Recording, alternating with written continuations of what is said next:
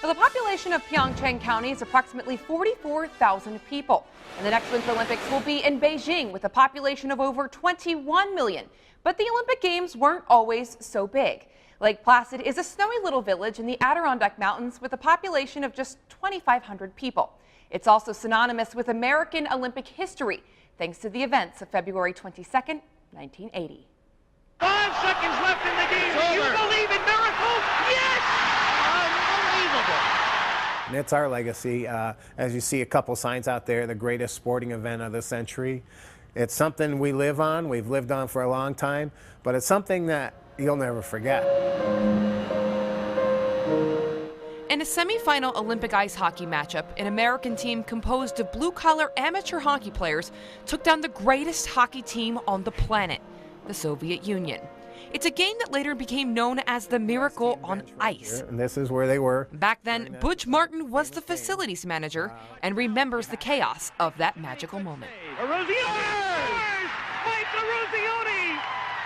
As it was getting closer and things were looking pretty positive for us, I was down at the far end of the rink from here, and I tried to get up here to the office, and I couldn't even get there, so I went back down and stayed at the far end because this area here was people from the seats right to the glass. All of them have now. Butch took us on a tour of the Olympic Arena, which is frozen in time, preserving that moment forever.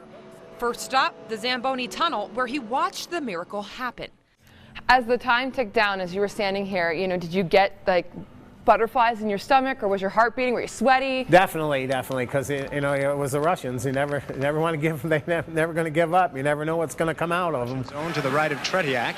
Getting to know Herb and Craig Patrick and some of the players and the trainers and stuff, we felt part of it, and to see them succeed like that was very exciting. And I have carried that with me to this day. It was down to the locker rooms. Over time, every room has been renovated to fit modern standards. Well, every room but one. This one's still got our hooks, and well, you can see that's the team.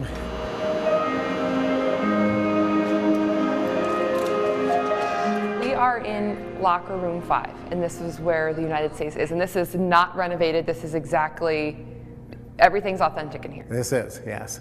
So a couple new hooks here and there, but that's the same general description as what it was in 1980. And this is where the boys prepared themselves. This is where they listened to Herb and Craig Patrick give them speeches, and this is where it all happened, right here. So this is nothing fancy. You see all these high-quality locker rooms from the NHL and stuff. This is just nothing fancy, but this is where they got it done. This is where they got it done, and they're still listening to us up there. But it was.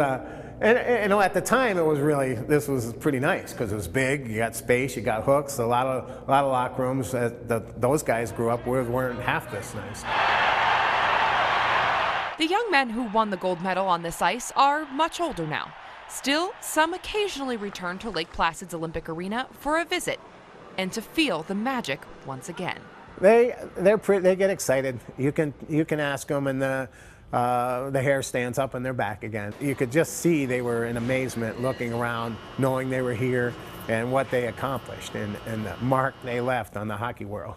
Even after 38 years, I use it with my team now. Butch is still in awe too. 4, 3, 2, 1. You look back and what it did for the country and for the sport, it was amazing, amazing. Well, there's much more ahead on this final Olympic zone of the Pyeongchang Games. Here's a look.